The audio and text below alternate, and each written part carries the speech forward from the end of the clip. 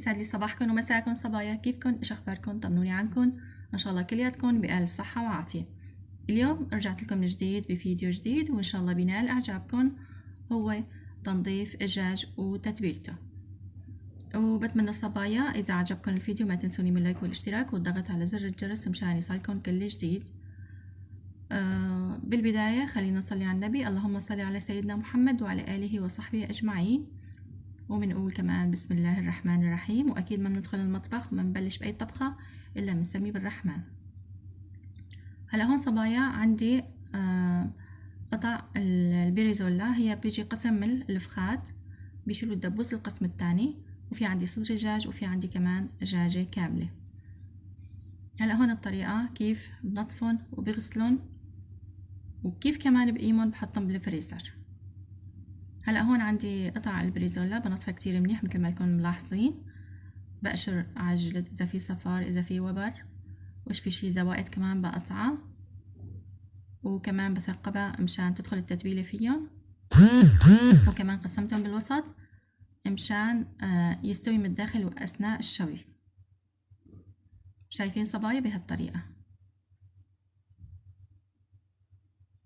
هذا الفيديو هو قسمين، انا مشان ما اطول الفيديو عملته لقسمين، قسم تحضير الدجاج وتنظيفه وتتبيلته، والقسم الثاني المشوار اللي بدنا نروح عليه، وان شاء الله تنبسطوا معنا وتكون مشاهدة ممتعة لإلكم. هون مثل ما شايفين خلصنا تنظيف البريزولا،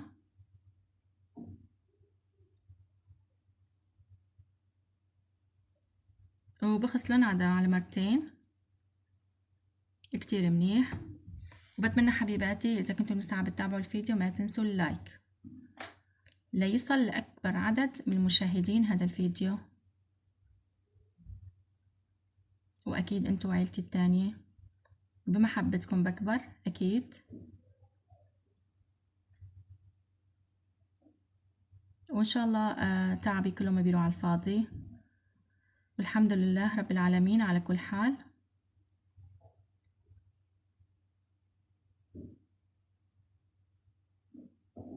المهم أنا بحب إنه أقدم الشي أنا اللي بعرفه، أنا اللي مجربته، وبنفس الوقت الشي بحبه أنا بهالحياة بحب أقدمه، وبحب إنه تستفادوا من الشي على بقدمه إن شاء الله بإذن رب العالمين.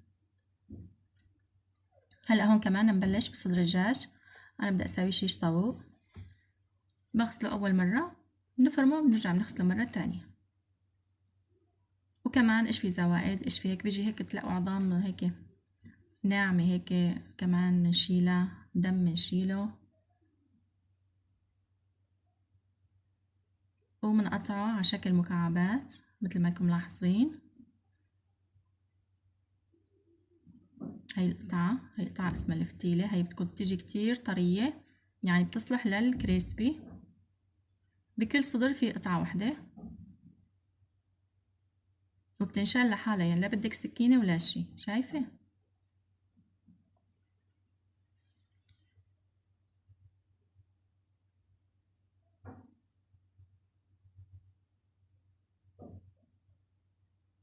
بهالطريقة.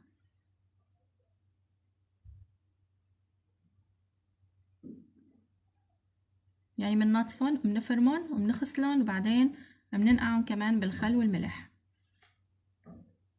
وبتاخدي يعني أطيب دجاج بنكهة كتير مميزة وبتتبيلة كتير رائعة.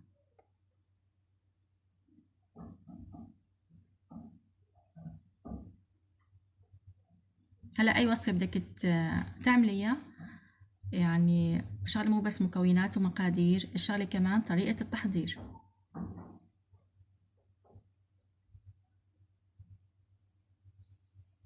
يعني مو انه بس خلص فتحت الفيديو 1 2 3 هيك مكوناتها هيك مقاديرها خلص بدي اقوم ابلش اساوي الوصفة، لا، تابعي الفيديو، وبتمنى تتابعوا الفيديو للاخير باي وصفة بنزلها، يعني لتاخدوا النتيجة نفسها. هلا كمان بنغسله مرة تانية،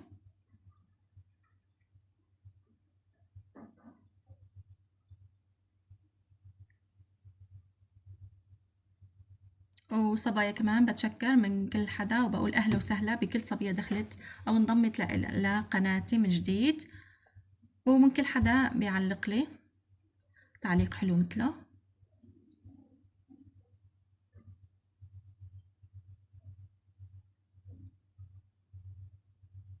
شايفين هلا هون الدجاجة كمان بنظفها كتير منيح مثل ما لكم شايفين بهالطريقة صبايا. ايش في كمان وبر، ايش في هذا كمان بقطعه كمان بقطع كمان من الخلف، وايش في هذا الدهن هيك بيجي عليه كله هيك ريش وما ريش، كمان بقطعه كتير منيح. هون كمان في عندي صفار عند الفخاد، هذا الصفار اذا انشال هاي السكينة بشيله، اذا ما انشال بقطعه بكبه، لاني منظره كتير ما ابدا مو مستحب يعني.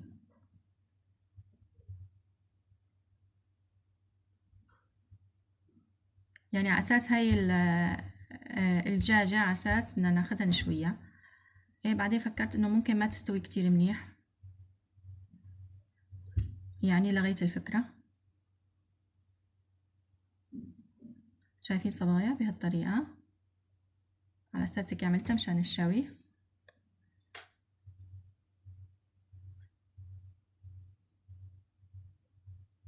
يلا بستخدم ماء لغير طبخات. هلا بغسلها كتير منيح، شايفين صارت ناصعة البياض.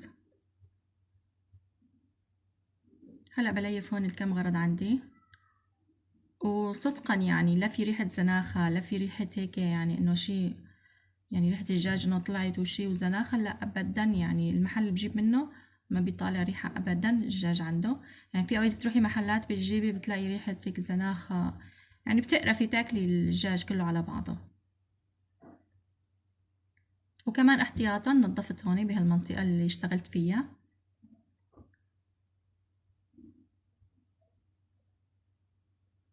بالبداية بخيت مزيل الدهون تبع من شركة فارماسي، وهلأ كمان حطيت كمان شوية كلور وليفت هالغرضين مثل ما لكم شايفين صبايا.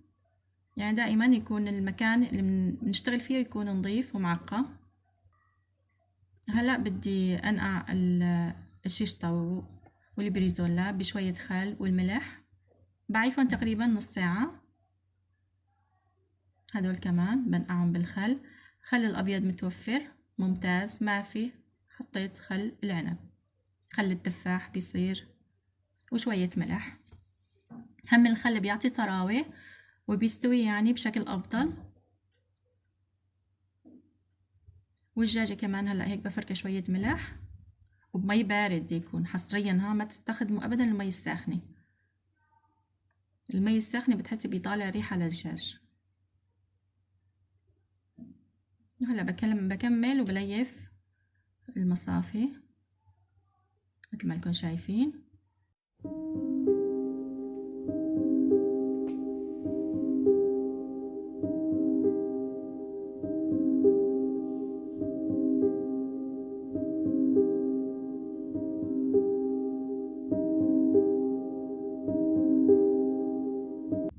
هلا هون صبايا نبلش بالتتبيلة. عندي هون نص كاسة لبن، نص كاسة عصير ليمون، نص كاسة زيت زيتون، وربع كاسة خل أبيض أو خل العنب أو خل التفاح ما في مشكلة، وعندي معلقة صغيرة كاري، وعندي كمان معلقة كبيرة دبس فليفلة، وعندي كمان معلقة كبيرة توم مهروس، وعندي كمان معلقة كبيرة كزبرة، ومعلقة كبيرة فليفلة ناعمة، وكمان معلقة نص معلقة كبيرة دبس بندورة، وعندي كمان معلقتين ملح كبار، ومعلقة كبيرة كاتشب حار، ومعلقة صغيرة زنجبيل، ونص معلقة صغيرة هيل، ونص معلقة صغيرة قرفة، ومعلقة صغيرة فلفل أسود، معلقة صغيرة سبع بهارات، ومعلقة صغيرة بودرة البصل، ومعلقة صغيرة بودرة الثوم، وعندي كمان معلقة صغيرة بهارات الدجاج. هلأ هون صبايا نبلش نخلط المكونات كلها مشان نحصل على التتبيلة، أو إذا بدك على إيدك أو بدك بالمحضرة الطعام. بنضيف المكونات، مثل أرجع أذكر المكونات مقاديرها: نص كاسة لبن، نص كاسة عصير ليمون، نص كاسة زيت زيتون، وعندي كمان ربع كاسة خل، عنب، تفاح أبيض، مو مشكلة. هون التوابل كمان مثل ما لكم شايفين صبايا، عندي الدبس فليفلة والدبس البندورة، وعندي الثوم، هم عندي البودرة معلقة صغيرة، وعندي الثوم المهروس معلقة كبيرة مثل ما لكم لاحظين صبايا، وعندي كاري كمان معلقة صغيرة، ودبس بندورة نص معلقة كبيرة.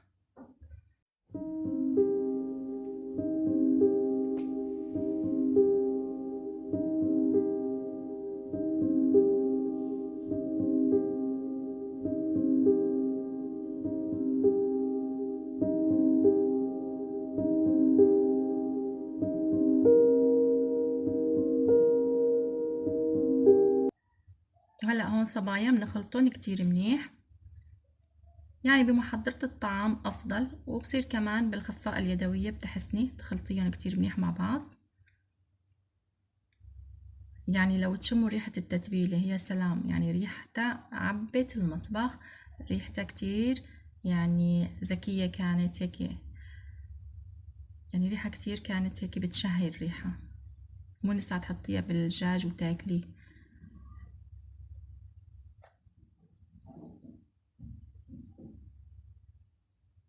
هون صبايا بنحط كمان 3/4 الكاسة مية الحنفية،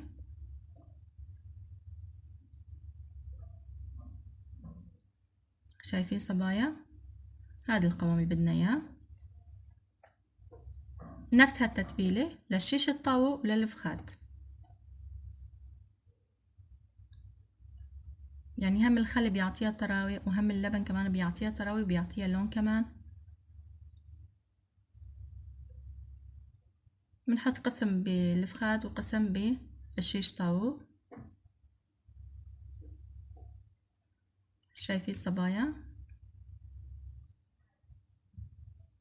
اتبعوا هاي الطريقة صبايا، بتحصلوا على نكهة كتير لذيذة وطيبة ومميزة. وهلا هيك بنخلطن كتير منيح، واكيد نحن هون مثقبينهم مثل ما بتعرفوا لتدخل التتبيلة فيهم. هيك بخلطن كتير منيح، وبعدين بغطيهم وبحطهم بالبراد لتاني نهار، او اذا كنتي بنفس النهار تبلتيهم بتعيفيهم 3-4 ساعات.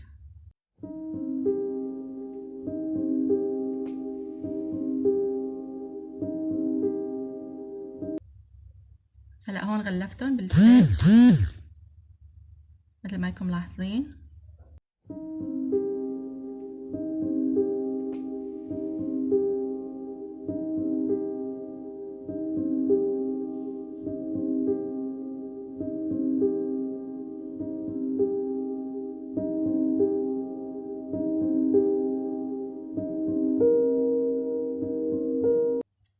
هلا هون صاروا عندي جاهزين صبايا.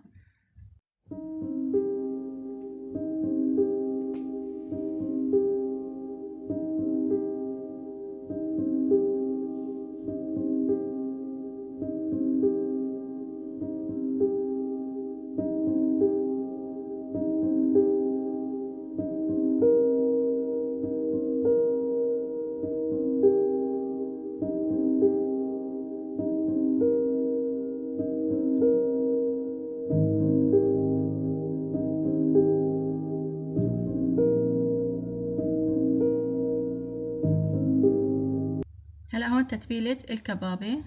هلا الكبابة بدنا تكون مندار على الماكينة دورين، بنضيف لها بس يعني كتير تتبيلتها بسيطة: ملح وفلفلة ناعمة، وكمان 7 بهارات، ومعلقة صغيرة فلفل أسود.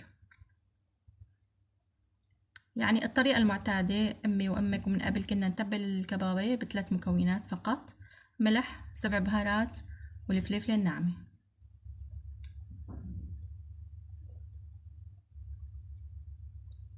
بنتبلها وكمان هيك بحطها وبغلفها.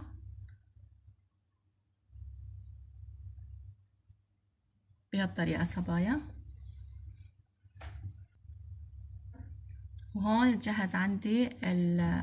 جهزت عندي اللحمة صبايا، وإن شاء الله بلتقي فيكم بالفيديو القادم، وتكون كمان المشاهدة ممتعة بالمشوار اللي رحنا فيه والمناطق اللي رحنا عليها، كتير منطقة حلوة كانت. وبتمنى صبايا إذا عجبكم الفيديو وطريقتي ما تنسوني من اللايك والاشتراك والضغط على زر الجرس مشان يصلكم كل جديد صبايا. سلامات صبايا.